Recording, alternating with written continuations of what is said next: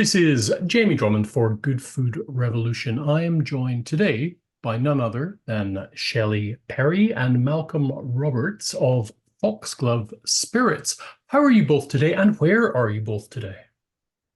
We're Doing well today. we're Thank very you. well, thank you. Yeah, Excited to be speaking with you today. yeah, we are up at our farm, which is just near Hockley Valley, northwest of Toronto, about an hour outside of Toronto. I know it well. I'm up in Kimberley, just up the highway there. Oh yeah, Oh, we're neighbors. Yes, basically, yes, yes. I'm enjoying your mounted deer head in the background. yes. That's very nice. So we are here today to talk about Foxglove Spirits. You've been around since 2017, I believe. Yeah, we launched in the company in the fall of 2017. That's when we really started to develop. We developed the brand, Valley of Mother of God. And so we started there and we didn't launch until 2020, April 2020, the infamous start of COVID, as well as the start of our gin.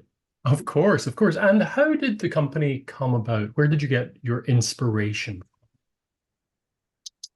Well, the inspiration for the company, Foxglove Spirits, my background was in advertising and marketing going back 20 years, 30 years working on alcohol brands for the big agencies, working on the advertising agency side, doing the creative for Diageo brands, Pernod Ricard brands, and always liked that category. And Shelly and I met in 2017, and Shelly has a background in food science, and so we both combined our experience and our passions to create a gin. And why gin? Gin's a topic very close to my heart, but I'm just curious as to why you were drawn to producing craft gin. Well, we like to say that we have British heritage and Canadian provenance. And so gin is very much historically known from the UK, although it's not its original origin. But and Right. we also wanted to use the botanicals from the farm. So if we were going to create a spirit, gin was the perfect category because this is where you can be very creative and create something really unique that's an expression of the provenance here on the farm in Ontario and in Canada. And then obviously with Malcolm's background coming from the UK, we thought that that was like the perfect alignment in terms of which spirit category to work with. And gin was really on the upswing globally.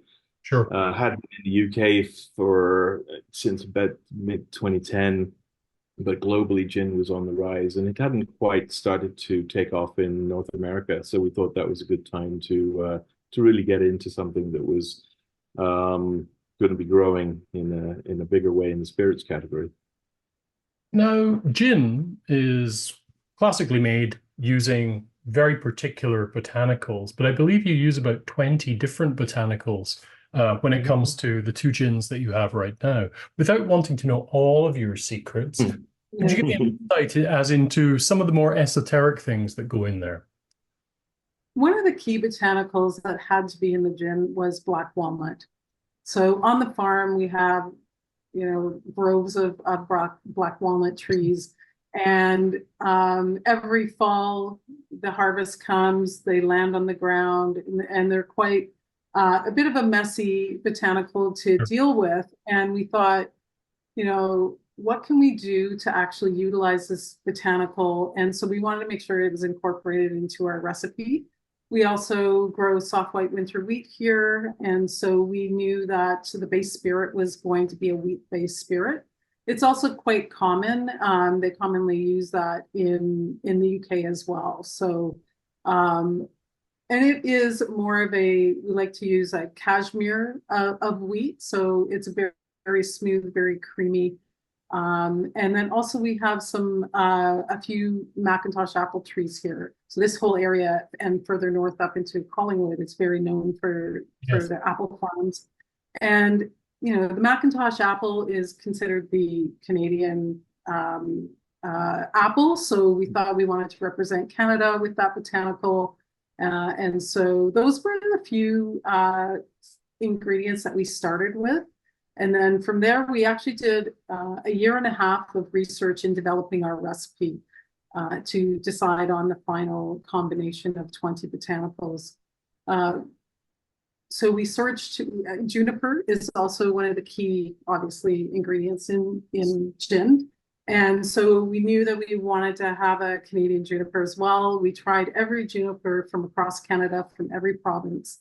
And we preferred the one from the Ottawa Valley in the Renfrew area. So we use that juniper. It's a very woody juniper, not as piney. Juniper is interesting. It's very similar to grapes. The flavor profile really depends on its terroir. So, so for each different region that you choose a juniper from, it will have slightly different flavor notes. So we thought the Canadian or the Ottawa Valley juniper really represented the rugged Canadian landscape with that woody note to it. And then as we were doing recipe development, 100% of that juniper in our recipe was a little bit too much. It was a little bit too woody.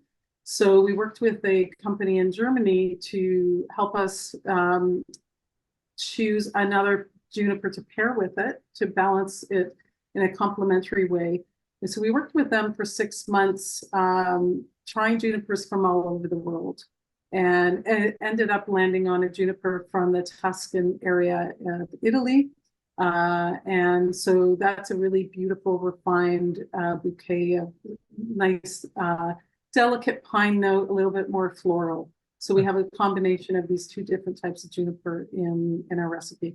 And most, I think, gins commonly only use one juniper in the recipe. So it's a little bit different to use two, but we wanted to have a mellow juniper profile because launching in Canada, it's not as sophisticated a gin audience. And a lot of millennials, we heard through research, don't like that really piney, heavily piney flavor of gin. It's like eating a Christmas tree. Yeah. So we thought, let's just have a really nice mellow juniper that just is going to really balance out. In total, out of the 20, 10 of them are sourced from Canada.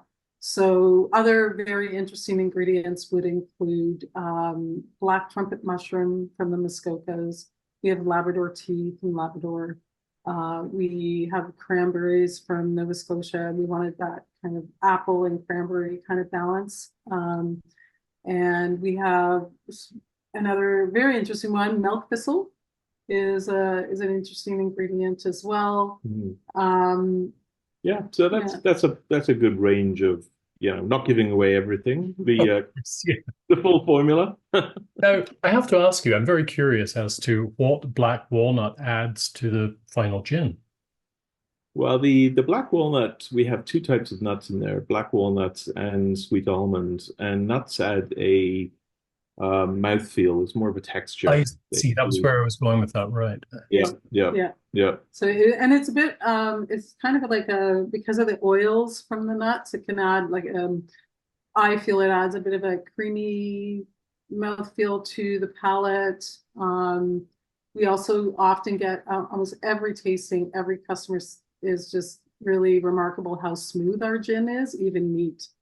And so whether the nut can be adding to that as well in terms of its overall smoothness. But it's a very pungent, the black walnut, if you know, is very pungent, more so than the English walnut. It's a very different type. So we had to use it. We had a bigger volume in it originally in our first recipes, but it came through so heavily. We just kept on having to reduce it till it was adding to the mouthfeel, but not overpowering the rest of the botanical mix. Right. Now, I'm very curious as to the name Valley of Mother of God and also Foxglove Spirits. If you could tell us a little bit about the naming there. Yeah, so go back to Foxglove Spirits, the name of our company. Foxglove is a flower that is common in lots of areas, especially in the UK, where I grew up on a farm in England. And we used to have the woods were covered in foxglove plants. And as we knew as kids, the foxglove plant is poisonous to eat, so you never eat the foxglove plant. But they extract digitalis from foxglove, and digitalis is a heart remedy for heart attack victims. So we liked it as a metaphor for the alcohol business, always to remind us that too much of something can be damaging to the health, but in the right circumstances, just enough, and can be and in moderation can be very beneficial. So for us, foxglove was a nice metaphor to always keep in mind what we were doing. And so we wanted to create a brand name for our gin that was going to be differentiating, something that was really unique. And one day, as we were driving up to the farm, up Airport Road outside of Toronto, we came across some metal gates on the side of the road, just south of us, about 5 minutes. And these metal gates had, in wrought iron letters, said the Valley of Mother of God. And we just loved that. Just such a, and the gates led into a field, down into a forest in a valley, and nothing else around it. Yeah. Yeah. And it was just so mysterious. We just thought there's so much interest and mystery behind that. And we thought, Mother of God was always one of my favorite expressions. And I have surprise. And I just thought, wow, there's a valley full of this. We just thought it was interesting. I think I have to, going up Airport Road, I think I may have driven past those gates. You will have, yes. I knew it was ringing a bell, and I was thinking, oh, okay. Yeah. Yeah. With your background working in the booze business, I have to say the packaging that you have for both of these products that I have here is incredibly striking.